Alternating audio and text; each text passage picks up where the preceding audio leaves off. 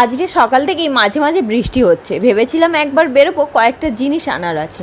বেলার দিকে দেখলাম বৃষ্টিও থেমে গেছে, তাই রিবুকে স্নান করিয়ে ঘুম পাড়িয়ে দিয়ে গেছিলাম। আজকে আমি বাড়িতে শাহী পনির বানিয়েছিলাম। এই রান্নাটা কিন্তু খুবই ইজি। কড়ায় তেল দিয়ে তার মধ্যে পেঁয়াজ, আদা, রসুন, টমেটো আর কাজু ভেজে ঠান্ডা করে মিক্সারে একটা স্মুথ পেস্ট বানিয়ে নেব।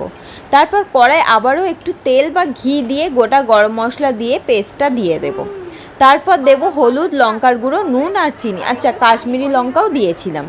সব কিছু ভালো করে কষানো হয়ে গেলে পনিরটা অ্যাড করে দেবো। আচ্ছা, একটা ইম্পর্টেন্ট টিপস দিই। পনির যদি অল্প নুন দিয়ে হালকা গরম জলে ভিজিয়ে রাখো তাহলে কিন্তু খুব নরম হবে। সবার শেষে কাসুরি মেথি দিয়ে নামিয়ে দেবো। রান্না করতে করতে তো তার ফাঁকে আমি একটু কেকও খেয়ে নিলাম। আর আজকের রাতে স্পেশাল মেনু হলো ফ্রাইড রাইস, শাহী পনির আর কাশ্মীরি আলুর দম।